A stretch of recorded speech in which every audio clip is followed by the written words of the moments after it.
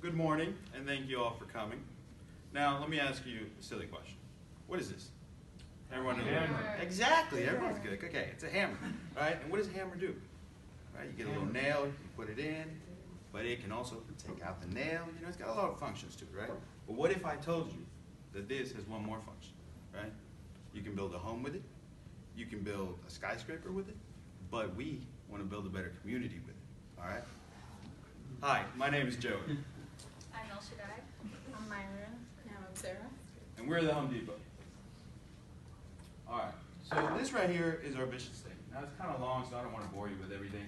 I just want to focus on the last part right here. It says giving back to communities and society, right? So that's what we're trying to do. We're trying to do that by starting a outreach program, a youth outreach program that gives struggling high school kids a chance to do something else with their life. Because, you know, not everybody's meant to go to college, right? I know a lot of famous people. Steve Jobs didn't go to college. Multi-millionaire, died, RIP. But hey, you know, it happens. So what we're trying to do is give them a better chance, do something else with their lives. You know, not just study the books. We want to give them a chance to get out there, get in the real world, build something, get their hands dirty, you know? So what we believe in is better students, better people equals a better community. So now I'm going to pass it over to Sarah, and she's going to talk a little bit about why this is all important. All right, thank you, Jose. So we decided to do a research where we found the 5 schools that we've chosen, which were South Oak Cliff, Wilmer Hutchins, Franklin D. Roosevelt, James Madison, and North Dallas. And we took these 5 schools and we compared them to the Texas state average. And what we found is that they are all have the same point.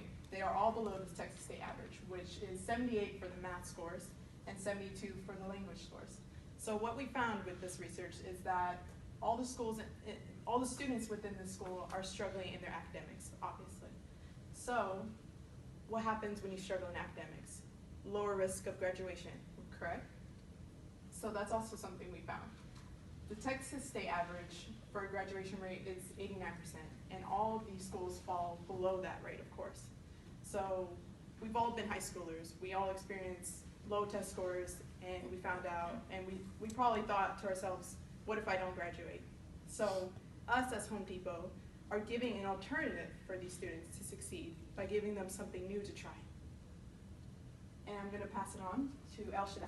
Thank you, Sarah. We've decided to collaborate with Big Thought. Big Thought is a Dallas-based nonprofit organization, and they focus on providing opportunities for underprivileged children. They focus on increasing academic performance among kids and closing opportunity gaps in disadvantaged communities. And they also address social and emotional skills and focus on imagination-based learning. And so we think this is really important because, a good idea to partner with them because being able to work with your hands kind of maybe works with more of your artistic side rather than, reading books and things like that. And so we would really like to collaborate with them. And so back to you. Thank you, El Shaddai. All right, so we're finally going to get to our proposal. So we decided to come up with a program called the Youth Outreach Program.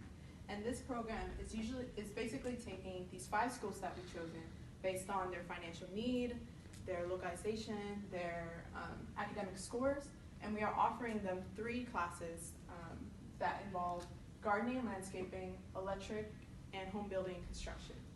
So our goal here is to not just provide these students with an alternative to learn something new, but also to in the future to improve their reading scores and their math scores and how they interact with the community. So these classes will be taken 3 days a week, and they are going to be only taken in the summer. And the reason why we picked the summer program is that these schools, they have these students who are located in areas where there's not much, outside activities to do. They probably get involved in some type of dangerous activities outside of school. So we decided to pick the summer to give them an opportunity to try something that they might never even known of. So I just want to talk about the 5 classes that we are going to do. So the gardening and landscaping, this class is going to be giving these students opportunities to learn about expertise in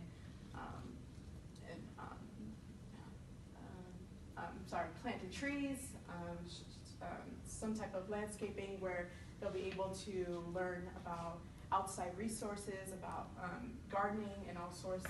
And then the electrical, they'll be able to actually create their own blueprint, which they'll be able to learn and read from our instructors. And then the construction course is actually one of our favorite courses.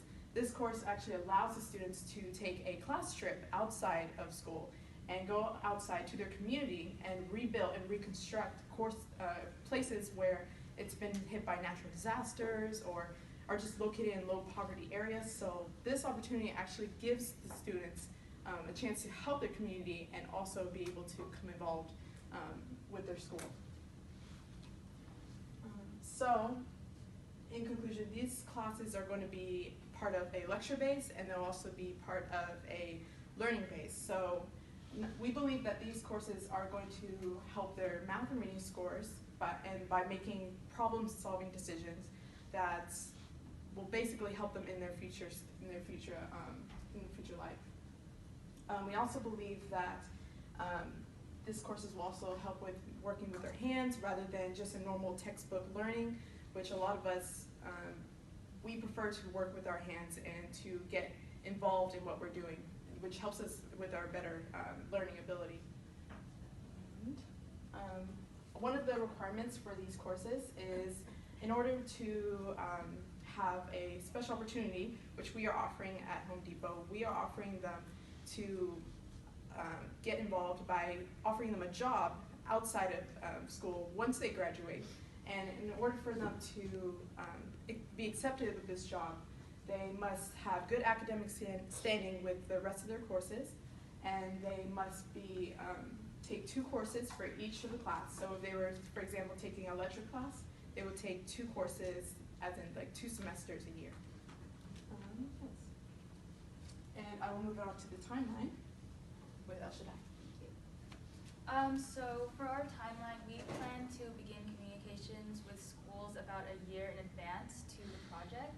And we want the project to take place over the summer. So we would be building these recreational labs, one for each of the 5 schools.